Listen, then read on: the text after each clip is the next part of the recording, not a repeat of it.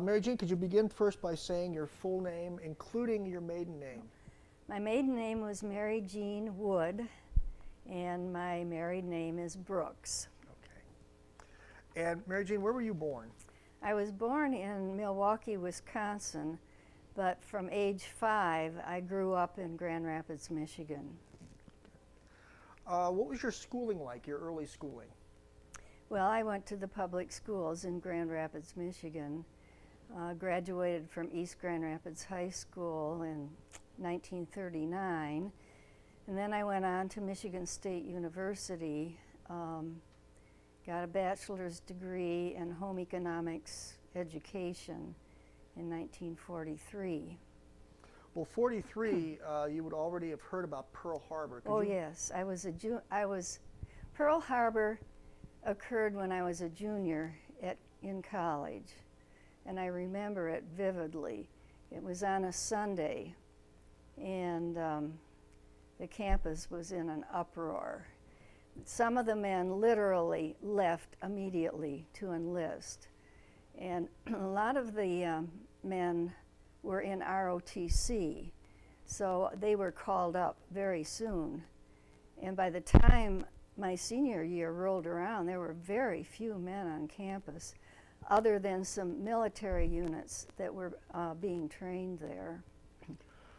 What was your reaction to the actual event, personally? What did you feel like, or what was your reaction when you first heard it happen?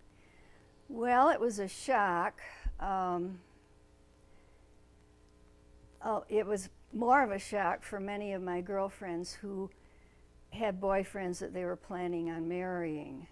I wasn't in that situation, but a lot of them, there were a lot of hurried up marriages that occurred shortly after that, before the men went overseas. But it was a shock, and of course campus life kind of came to a screaming halt, the social life. But we finished our degrees and went on, of course. Did you, at that time of Pearl Harbor, have any inkling that you were going to eventually become part of the military? Was that? No, I don't think so, not at that time. Okay. Now, you graduate from college, but before you do that, you actually were involved with USO activities. Is that correct, while you were still in college? No, okay, no, that was when I was working. After college, I wanted to be an airline stewardess. It sounded so glamorous. And my father absolutely had a fit. He said, "I did not pay for your education for you to be a glorified servant." So with tears in my eyes, I accepted an offer to teach in Traverse City, Michigan.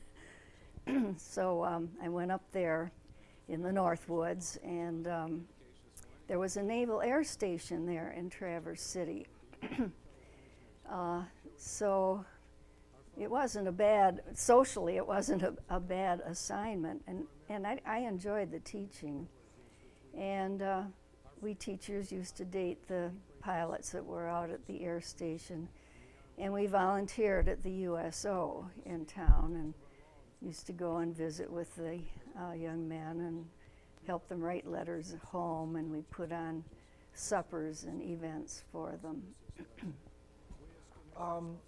It was soon after that period, though, that you joined the Waves, and I'm wondering, how did that come about?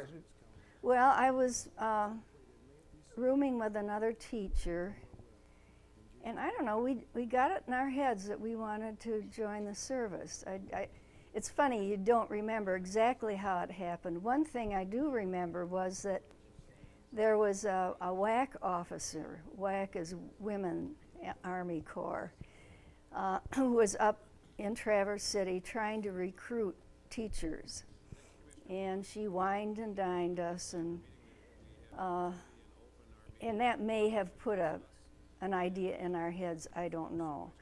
But we got to talking about joining the service. But when we discovered that the WACs wore khaki underwear, we didn't want to be in the WACs. You know, when you're 22, those things are important. And of course, we'd been exposed to the Navy up there at the Naval Air Station. And my father had been in the Navy in World War I. Alice's mother had been in it was like a secretary corps in World War I in the Navy. So anyhow, we decided on the Navy, made our applications, and waited and waited. School was out, we got accepted, but we were waiting for our orders. So we both took jobs for the summer in Traverse City. And I was working as a chemist in a cherry cannery.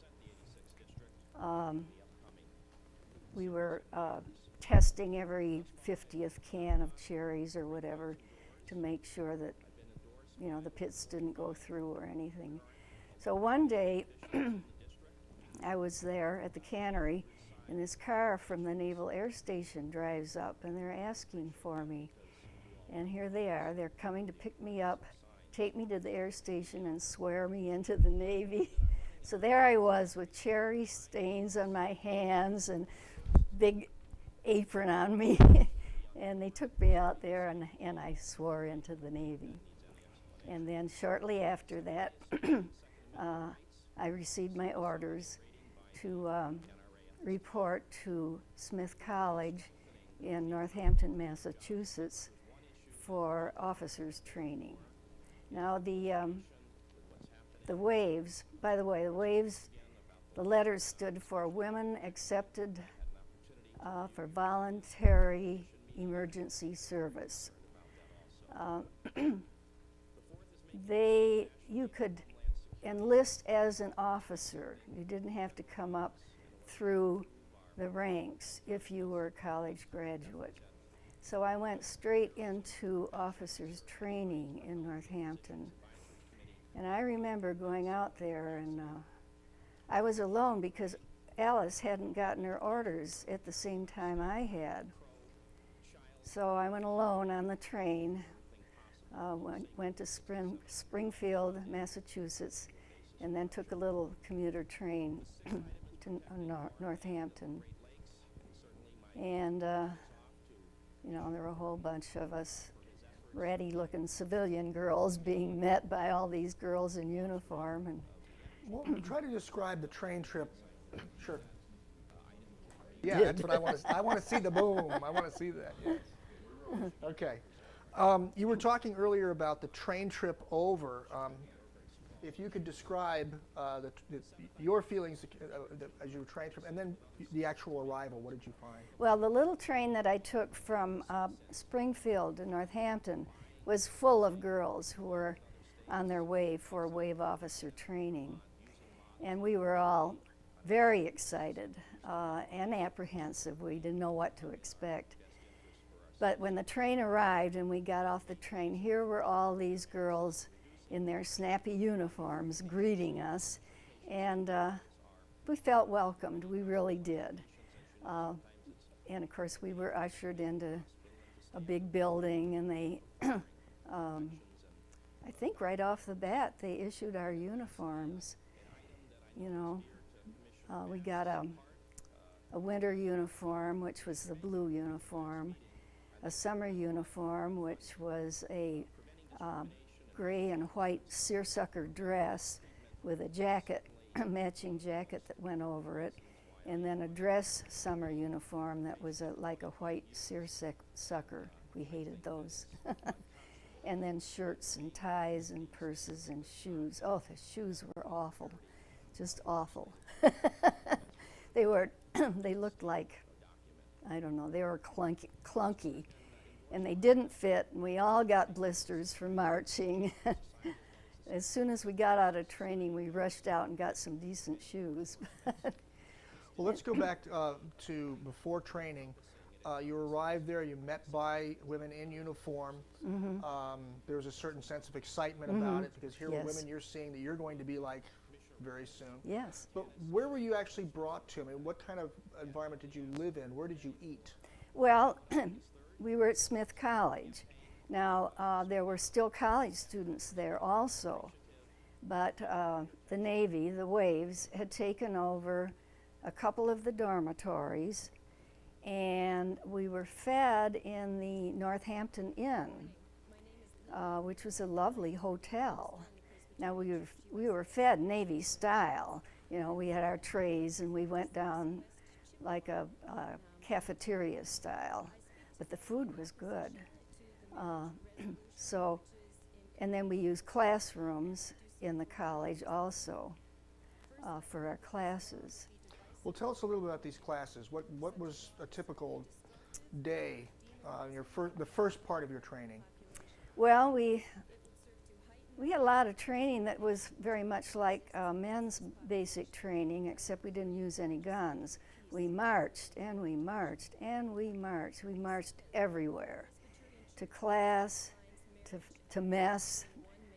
We had drills on the field. We did a lot of marching. It was very physically demanding. Now, when you see film footage or movie depictions of the men's basic training, they had fatigues and boots. What were you marching around in? We marched in our regular uniforms, and I was there in the fall, so we wore our winter uniforms. Every morning when you got up, on the loudspeaker it came and they told you what the uniform of the day was, what you were to wear. So yeah, and we always wore uniforms. You could never be out of uniform during the war. Today, I guess, you know, when you're off duty, you don't have to wear a uniform, but that was not the case during World War II. In the classes, they taught us to recognize all the Navy aircraft, the Navy ships. We learned all the Navy lingo. We had updates on how the war was going every day, kind of news types that would give us updates. By updates, are you talking about we've taken over this particular place, or the Germans are attacking us here, or was it more in general? Was it specifics or general kind of? It was specifics, except we didn't get any top secret information. But no, it was quite specific what was going on in the war. We really we knew pretty much what was going on.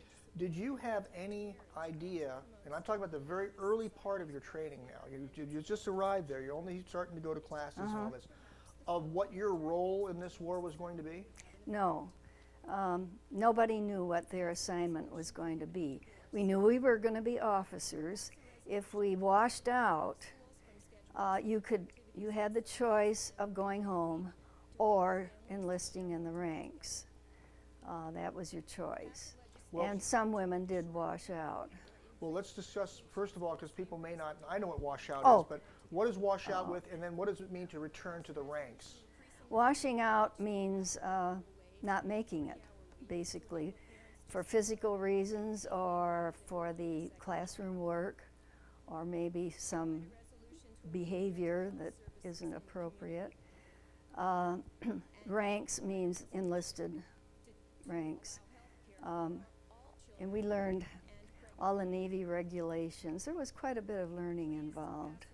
Well, to wash out somehow means that there's some kind of tests that were given. So did you have... Oh, yes. Well, yeah, please talk about that.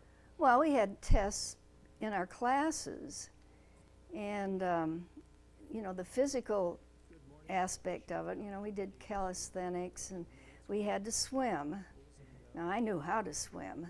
I never knew a soul that didn't know how to swim, but everybody who joined the Navy had to be taught to swim if they didn't know how. And all the marching. And some of the women, some of the older women particularly, just, they couldn't take it. Was there any, and once again, we're only talking about the early days now, any kind of social life? Were you, after you finished with the training, you've had your dinner, were you just too tired to go anywhere, or were there actually places you could go? No, we had, I'm trying to think. I don't think that we did anything socially during basic training. once I had my commission and I was being trained in the communication school, then we would have weekends off and we could get off base. Okay, I don't want to go that far Okay. yet. All right, so basic training, obviously you passed that. Yes. Physical as well as the tests and everything. Uh-huh. At some point you were involved in the special drill team, is that right? Yes. Okay, could you tell us about the special drill team? Well, apparently I got pretty good at it. And and it is fun to drill. I don't know what you're talking about. So, Drilling is marching. Okay, all right. And following orders, you know. So what is the special drill team?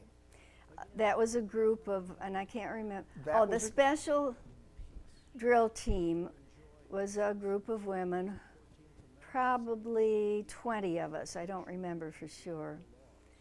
And we'd go around and do demonstrations. We'd go to schools and, you know, different events all around Northampton. We didn't go any farther. But we didn't drill with guns or dummy drums. It was guns. It was just a drilling with orders to drill.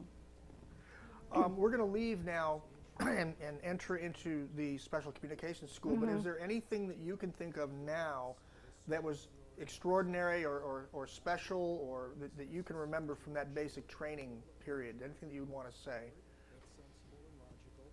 Well, we all had blisters, I'll tell you. At sick call every night, there were people going in and getting their blisters fixed. Oh, it was terrible. And when we were commissioned, that's when you get your rank. We were commissioned as ensigns in the Navy, Naval Reserve. I was so worn out I got sick, and I had to be in sick bay for a couple days. And all I did was lay in bed and look at that wonderful hat with the insignia on it. I was so thrilled to have it. It's just the proudest day of your life. And I know my parents were proud too. My father was thrilled to death that I was in the Navy. But then, of course, orders. We were all waiting. Where were we going to go? Everybody wanted to go to an air station. That sounded real glamorous. But guess what? Almost all of the younger waves were sent to communication school. And communication school was right there on the Smith College campus again. They had taken over one of the buildings there, and we lived in that building and had our classes in that building. Basically, we were learning to code and decode messages. We learned a lot of typing, a lot of nonsensical typing, because the machines, now there are several coding devices that they used, but primarily we used a machine. And the machines, the code would come out in 5-letter groups. So if you were typing a code into the machine, you'd just type in all these nonsensical groups of 5 letters. And if you did it right and the machine was set right, it would come out plain language. Or you'd type plain language in and it would come out in these 5-letter groups. And that was the main coding device that the Navy used. On some of the small ships in the outposts, they didn't have the machines, and they used a device called flat strip, where they moved strips of paper back and forth. But this is all part of your training. That was all part of our training, and the typing was. And it's hard to type a bunch of letters that don't mean anything. It's amazing. This is going to sound like a very stupid question, but I just want to ask, did you have any idea of what this training was going to be used for? Yes, we knew we were going to be doing code work. Now, at that point in time, we didn't know where. I mean, there were a lot of places where you could be assigned to do code work. Of quite a few of the women went to San Francisco, but the majority of us were sent to Washington, D.C., to the Navy Department, and that's where my orders were from. Let's not go there that quickly. I'd like to talk more about the communications school. Give us an idea of what your day was like and what your week was like during the first few weeks of your training. Oh, I'd like to go back just Sure. a little bit because my friend Alice was called a month after I was called. So I was already a midshipman when she arrived in Northampton, and I was part of the greeting committee. It was just wonderful to greet her, and I'm sure she was glad to see me. And she was also assigned to communications, so she was always coming along a month after me. And there's more to that later. But yeah, our day in communications school, we didn't do as much marching, first of all. It wasn't quite as regimented. You know, we went to our classes, and we, of course, went to mess and all that. And we still had our briefings on the war, but we had time off. We could go into town and shop and get decent shoes. And we had our weekends off, and we often would go into Springfield and do something. So on a typical day, it's almost like college. You're just going to classes and you Yes. have a meal break and then you have more classes. Yes. Homework? I don't remember. I think we did it all in the classes. Okay. And then the classes day to day throughout a week, were they like a college where you went to one class in one day and then another class in another day, or how was that spread out? Well, in communication school, it just all ran together, all the classes. You were pretty much in the room, which would be like a code room, and you were typing and running the machines and that kind of thing. How many women were in a class? Your class? 10, 15, 20? Oh dear. Well, I larger really- than 5 or less than 10 or? Maybe 20, Okay. Okay. maybe more. I really don't remember. That's all We right. were 2 months in that training and 2 months in basic training. And then what happened after that, after the training was over with? Well, then you wait for your orders again. And I got orders to Washington, D.C., the Navy Department. And what was your reaction to that? Disappointment. Didn't sound very glamorous to me. What about this air station I was going to go to? You know, but it turned out very well. Washington was a very exciting place to be, and I'm happy I was assigned there, but you know, we all had stars in our eyes. So you're packing up, you got your orders, you're packing up at Smith. How did you get to Washington? Took the train, and of course a lot of us went together. And I had made 2 very good friends in communications school. The problem in going to Washington was that the Navy did not provide housing for the wave officers. There were no barracks for them. We had to find our own housing, and then we got a housing allowance. So when we first arrived, the 3 of us got rooms at the YWCA. And then, you know, we had to report for work at the Navy Department. And that Navy Department was a ramshackle old building that was built for World War I. It was a temporary building. They were not in the Pentagon like they are now. And it was just a creaky floored old building. It smelled musty. There was no air conditioning. It was, well, it was ramshackle. It was right across the street from the Department of Agriculture. And it's no longer there. It's been torn down. But anyhow, we arrived at the Navy Department, and we were directed to the code room.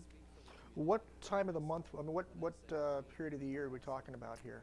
Well, we're talking winter. Okay. Is that right? Yeah. So Would this have been ramp, about, I think it was December or January. In fact, it seems to me that after communication school, I was able to go home for Christmas and then reported to Washington, now that I think of it. so Washington, although doesn't get the kind of weather in Grand Rapids, it still was pretty cold. Oh, yes. Let's talk about the ramshackle building in the cold, okay? Drafty. And they get snow in Washington. I'll tell you about one snowstorm later. But yeah, it was cold. And we had, over our hats, we had these lovely hats that were designed by Schiaparelli. They were beautiful hats. And you'd change the tops. You had a white top, you had a gray and white striped top, or a white blue top to go with the different uniforms. But we had something called a havelock, which was a blue wool cover that came down around here that you'd put over your hat if it rained. But we used to do it when it was cold because it would keep our ears warm. Or we'd wear them when our hair was up in curlers, so we wouldn't take our curlers off till we got to work. But yes, it was cold, and it wasn't a nice building. It was a very drafty old building. So where was the communications room, and kind of describe what it looked like when you came into it? I can't even remember exactly where it was anymore. It was just one great big room full of these machines. And there were some side offices. Our commanding officer had his own office, and there was another special room that we called the doghouse. Eventually, I was assigned to that room. And in that room, we had to try to decode messages where people had done something wrong. They used the code for the wrong day, or the wrong wheels in the machine, or whatever. So there that room, and then there was another room called the conference room. And eventually, Alice was assigned to that, and that was a neat assignment. First of all, I should mention that when I got to Washington, and Alice was a month behind me, she had been sent to communications school, I asked my commanding officer to request her, which he did. So she wound up in Washington, and we lived together there. But anyhow, she got assigned later to this conference room where the admirals would come in and would have conferences with the admirals in the fleet, and the machinery would scramble their conversations, and Alice would run the machinery. And of course, she met all this top brass, Admiral King and all these pin-up boys that we had. It was really quite exciting for her. Let's get back to your first days and weeks in the communications department. You're mentioning that you have these machines, which you've already been trained on, okay? What were the nature of the messages coming in to be decoded? I mean, are we talking about messages from our side? Are we talking about messages that were captured by German or Japanese? No, they were from our side. Now, there was another communication building, and some of the women were sent to that where they were breaking enemy code. And I don't know how they did that. We weren't trained to do that.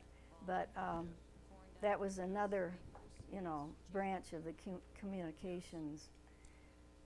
We were doing our own code, and most of the messages were from the fleet in the Pacific back to the Navy Department. Without trying to give away secrets or anything, give us an idea of what types of messages were being decoded. Well, an awful lot of them seemed to be quite routine. They'd be, well, for instance, we used to get a lot of messages from a place called Ulithi, which is out in the Pacific. It turns out Ulithi is a, oh shoot, what do they call those? Well, it's like an island with a big harbor in the middle of it, and it's where all the ships would be gathered to get ready for an invasion. And so we get these lists from Ulithi of all the ships that were there in that harbor, and also all the supplies and munitions and everything that was being gathered, getting ready, you know, for an invasion. There were a lot of those. We also got a lot of casualty lists, which were sad, of course. And a variety of orders, you know. The orders all went back and forth. Orders that went within the fleet would come to Washington, and then there were orders from the admirals in the fleet to the admirals in Washington. So Yeah, you knew what was going on. You know, some of it I didn't understand. Like the names of these places, I never knew what Ulithi was till I got out. I had no idea what it was. It was just these long lists of, you know, munitions and equipment.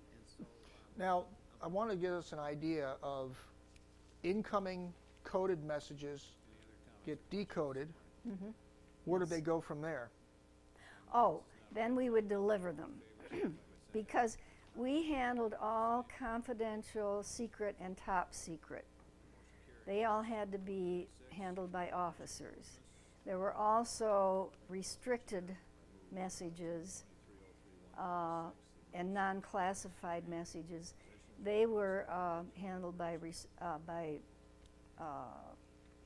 non-commissioned people. So not only did we decode them, but then we had to deliver them to whomever they were sent to. And every once in a while you got to go to the White House to deliver a message. And I can remember that was really exciting. They'd send a Navy car around for you, and you'd sit in the back seat, and they'd drive up to the gate at the White House, and the guard would ask for your credentials, and then he'd give you a smart salute, you know, and you drive in.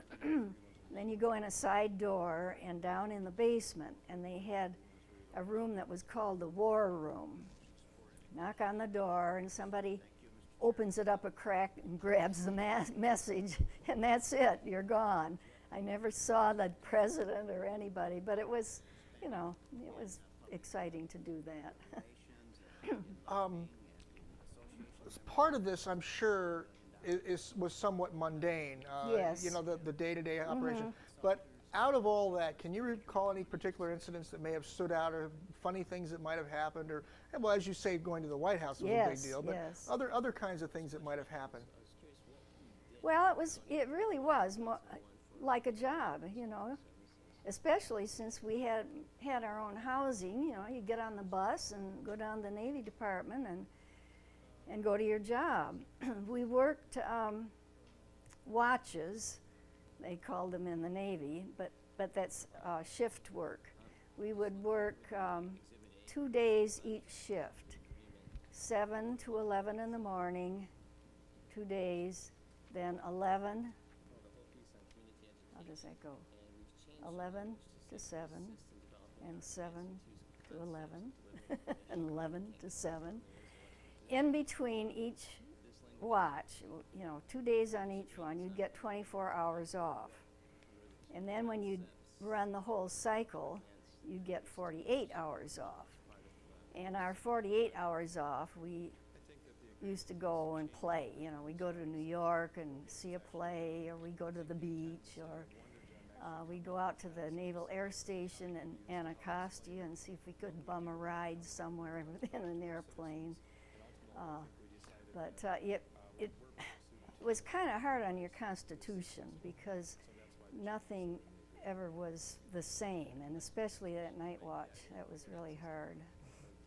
I want to cover two different things, but we don't often get a view of New York City during the war. Oh, yes.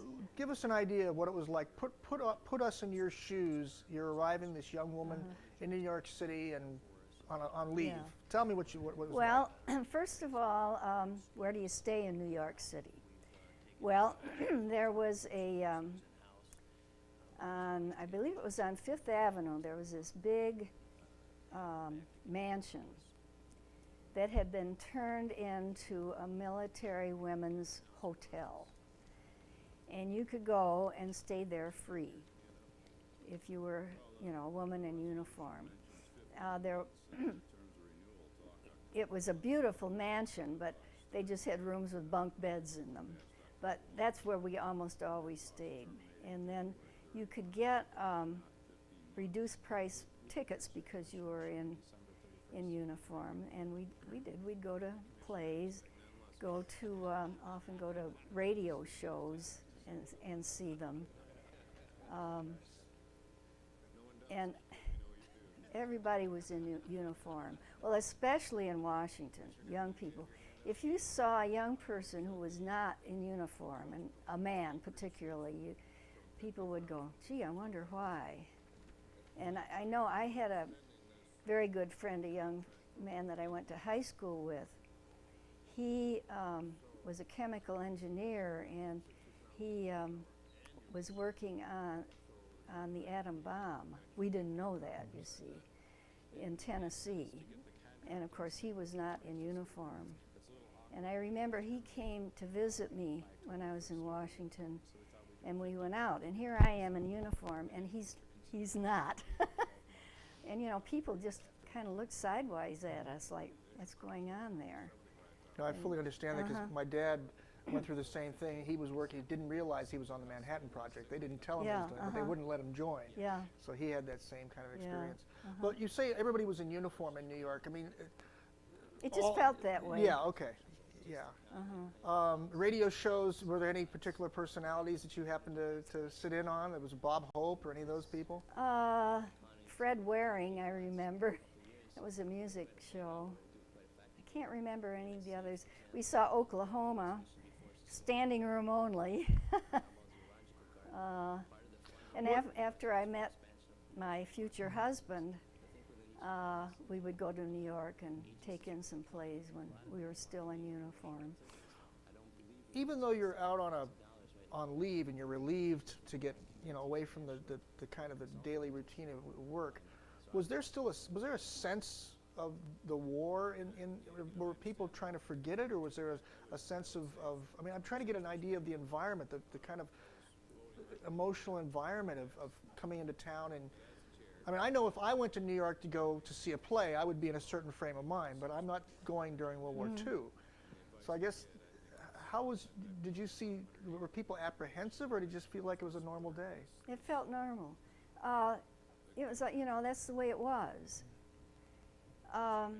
In Washington, of course, they had blackouts, and the Capitol lights never went on until after, I think it was VJ Day that the lights finally went on. But no, that's the way it was. Now, it was very, very sad. I would hear of a friend's husband who had been killed, but it was a way of life, and people made sacrifices. We had food stamps, and even in the Navy we had food stamps. When we kept house ourselves, you couldn't get very much meat or butter, or there were gasoline stamps. Well, we didn't have a car anyhow, but there was no point in having one because you can't get gas anyhow. And you saved tin cans, and I don't know, it's just what you did. You were at war, and people accepted that. Was there a strong sense amongst you and your colleagues that, you were fighting something pretty evil, that you knew that this Oh, was a date? yes. Oh, yes. Could you talk about that a little bit? Well, there was a huge sense of patriotism in the country. I mean, everybody was pulling together. You know, and it was hard for our generation when the Vietnam War came along and people weren't, you know, as patriotic, because we were, all of us, and our parents were. The whole country was pulling together. And, you know, you'd go somewhere and people would see you in uniform and they'd greet you and they'd be pleased to see you in uniform, and it was neat. It was a hard time, but it was an exciting time for a young person. It really was. I was very fortunate that I didn't run off and get married, and that I had this experience. It was a maturing experience, and it was a very exciting experience too.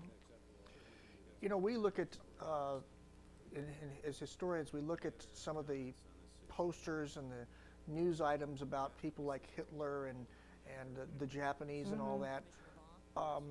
They're almost cartoon-like characters, whereas there was a real, these people were seriously trying to knock off half the world. I mean, they were literally, did you have a sense that, I guess I'm trying to get at, Mary Jean, is beyond the propaganda element, did you have, even at that young age, a sense that this was a real evil out there that had to be stopped?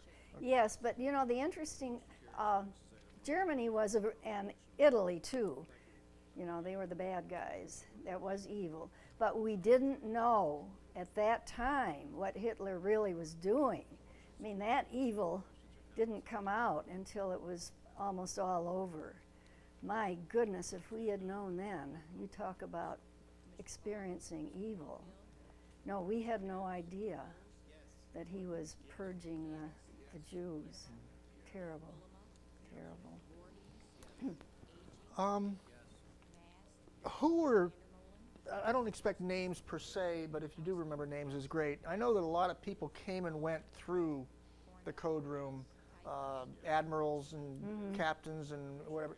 I mean, do you remember any incidents where of individuals who came in that either impressed you or you noticed? Or there were some that sent messages. Admiral Halsey was one. He sent the most colorful messages. I mean, we could hardly wait to get a message from Admiral Halsey. Bull Halsey, they called him. Admiral King, I think, came through once, but no, you know, the really high-ups were cloistered. There were a lot of captains around. And well, let's talk about messages then. Why did you have such a reaction to Admiral Halsey? I mean, I know a little bit about him, but... Well, he used swear words and, you know, they were colorful. He was a character. He was. So what were the nature of some of those colorful messages? I mean, he was trying to get equipment or trying to get something done? And yeah, if something hadn't arrived that he'd asked for, you know, get, very strong, angry messages. But do something. But to you all, this was actually a high point of the day because it was entertaining. Yeah. That's great. The messages would come out in little strips. It was a little bit like Western Union used to be. They come out in little strips, and then you'd paste the strips on paper, yellow paper, that looked just like the old Western Union messages. They didn't come out like a Xerox machine or anything. You had to paste them on these sheets of yellow paper. Now, these are the messages that had already been decoded? Yes, okay. When they came in. Well, let's go through the process then. The code comes through on one of these machines you were describing. Yeah, every day you receive the code for the day, and you set the machines. The machines had, I don't know, 3 or 4 wheels in them, and the wheels had to be set in a certain way. And everybody in the whole Navy was supposed to set their wheels that way that day.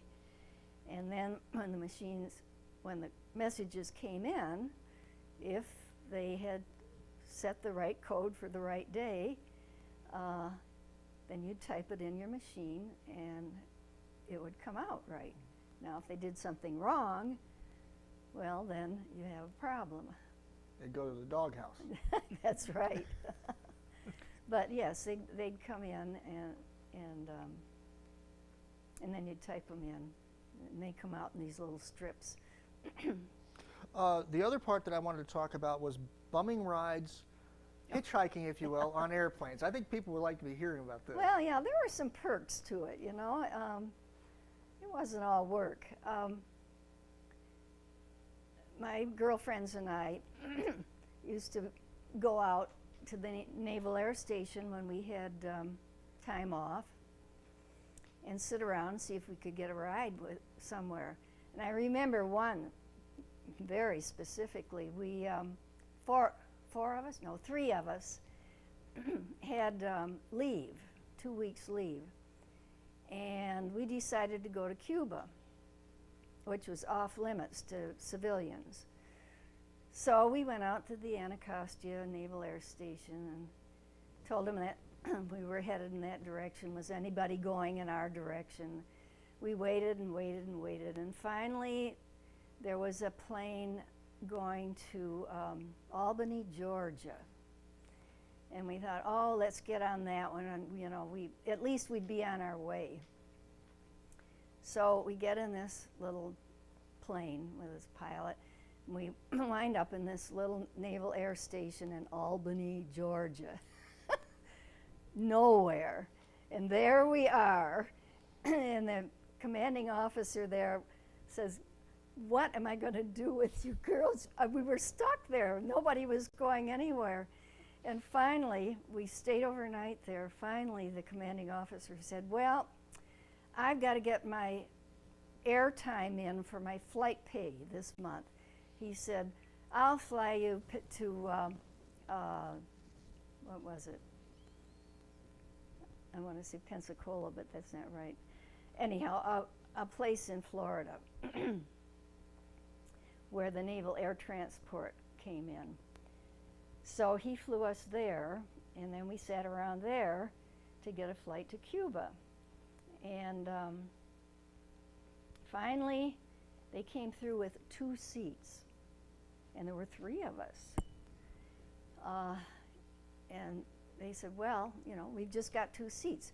But they said, I think we could get you another seat on an Army plane that's going to Miami.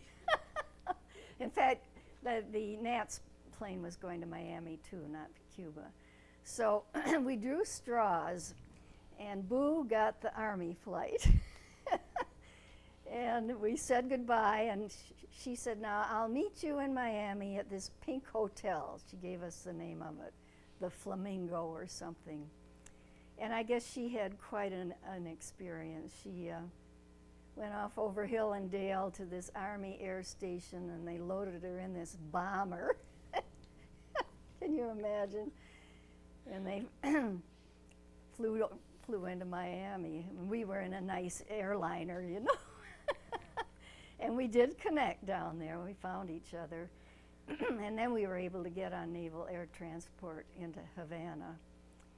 And we had a wonderful vacation. There were the National Hotel there, which was the big hotel in Havana, was being used for R&R for Army and Navy people who were coming back from combat. So we had a lot of male playmates while we were down there. And then we came back.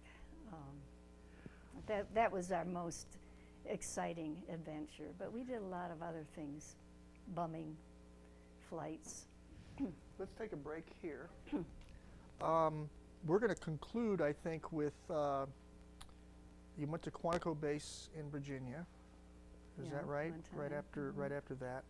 And then you got the place in Chevy Chase. And then you met Dick. Okay. And then we're going to get to the wedding and then eventually how you got out of the Navy, and then we'll be able to go from there. Oh, it's been wonderful. You want to take a break, I know. Okay.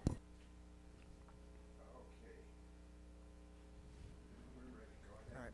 Mary Jean, if you could tell us about Chevy Chase, the house in Chevy Chase, and the dinner party that you had.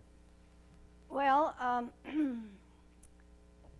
the four of us who were living together, we had rented a house in Arlington for a while, and then the people who owned the house came back, and so we had to get out. And then we rented a house in Chevy Chase, and a lot of people were renting out their houses to service people, and then they would live in the upstairs rooms, which is what this couple did in Chevy Chase. So we had this house in Chevy Chase, and one of the girls that I lived with, Motzi, was dating an officer from the Naval Air Station at Anacostia. He was a ship service officer. And he called her one day and he said, I've got some butter and I've got some steaks. And believe me, that's a big deal during the war. And he said, and I have a friend, and we'd like to come over and play bridge with two of you, and two of you can cook the dinner. Well, sure, come ahead, you know. So they came, and Alice and I, who were home ecs, you see, were the cooks, and the other two girls played bridge. And the friend turned out to be Dick Brooks, who later became my husband. But that is how we met. Well, at that time, you were always meeting new people, and the first thing you said to anybody new that you met was, where are you from? And he said, Grand Rapids, Michigan. And we all broke up because both Alice and I were from Grand Rapids, Michigan, and we thought he'd been put up to it to make a joke. But it turned out he really was from Grand Rapids, of all things. So they were at our house for that evening, and afterwards the girls all said to me, he's going to call you Mary Jean. I don't know why they thought that, but sure enough, he did. And we had 2 or 3 dates, and I wrote my mother a letter telling her I'd met a man from Grand Rapids, and his name was Dick Brooks. And in the next letter comes his whole family history. It turns out Dick's aunt was in my mother's bridge club. But our paths had never crossed in Grand Rapids. Well, shortly after that, Dick called and he said, I can get a plane to fly home to Grand Rapids for Sunday dinner on Sunday. Would you and Alice like to go along? Well, you didn't have to ask twice, I'll tell you that. We all said, yes, yes, we'd love to go. So he got his friend, Gus Elwell, as a co-pilot, and we all flew home to Grand Rapids and came into the old airport, and all our families were there. You know, Alice's family and my parents and Dick's mother and Dick's best friend and his wife, and we had a wonderful day, and then flew back to Washington.